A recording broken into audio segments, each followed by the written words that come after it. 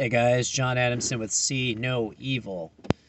It is. What is today? I think it's the 22nd. Let me make sure. It is February 22nd, 2021.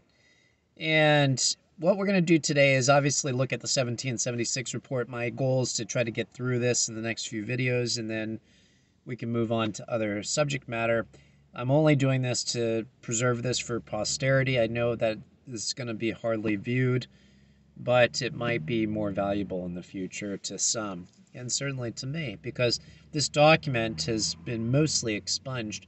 However, I did find it available on, through a Google search. It came up, which was really nice, because I thought it had been lost mostly to Google and Google searches, but this is from HubSpotUserContent10.net, or f.hubspot.usercontent10.net. So we are up to section 5, and this is called the Task of National Renewal. All good things we see around us, from the physical infrastructure to our high standards of living to our exceptional freedoms, are direct results of America's unity, stability, and justice, all of which in turn rests on the bedrock of our founding principles. Yet, I didn't see that word. Yet today our country is in danger of throwing this inheritance away. The choice before us now is clear. Will we choose the truths of the Declaration? Or will we fall prey to the false theories that have led too many nations to tyranny? It is our mission, all of us, to restore our national unity by rekindling a brave and honest love for our country, and by raising new generations of citizens who not only know the self-evident truths of our founding, but act worthy of them. This great project of national renewal depends upon true education, not merely training in particular skills, but the formation of citizens. To remain a free people, we must have knowledge, the knowledge, strength, and virtue of a free people. One of the things that was once said, I can't remember if it was George Washington said, that really our Constitution was for a just and moral people.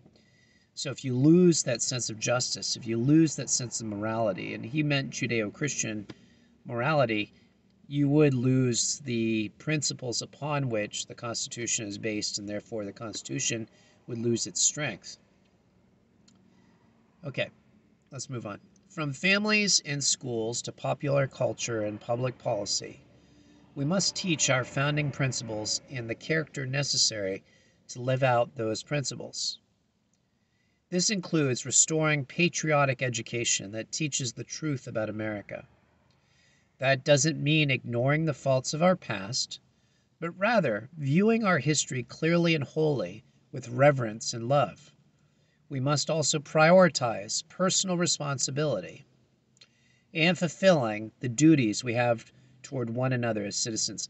One of the big things that this is, again, fighting against is the 1619 Project, which diminishes personal responsibility, which basically says that victims, and they mean those of minority groups, victims can't help but respond violently against opposition.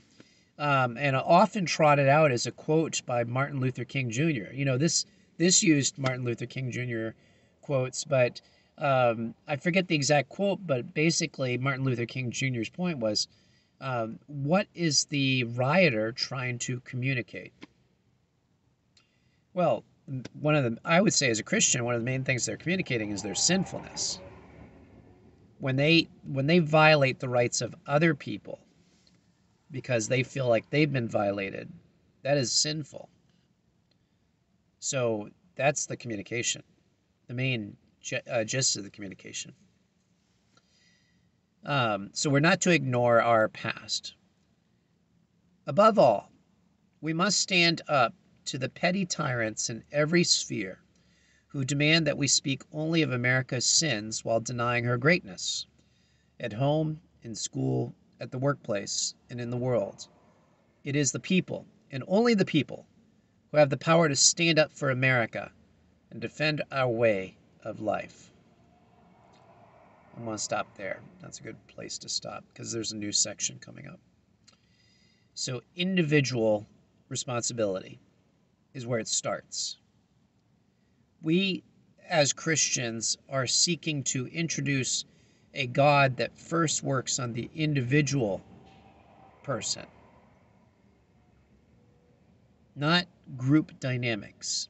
And that's the problem with progressivism, in part, is it starts with the group and works down from there. Conservative values based on Judeo-Christian principles start with the individual and work up from there. That's the only way we can have change that's truly meaningful. It's when you win individual hearts. And I would say, for a Christian, we should seek to win individual hearts and minds for the gospel of Jesus Christ.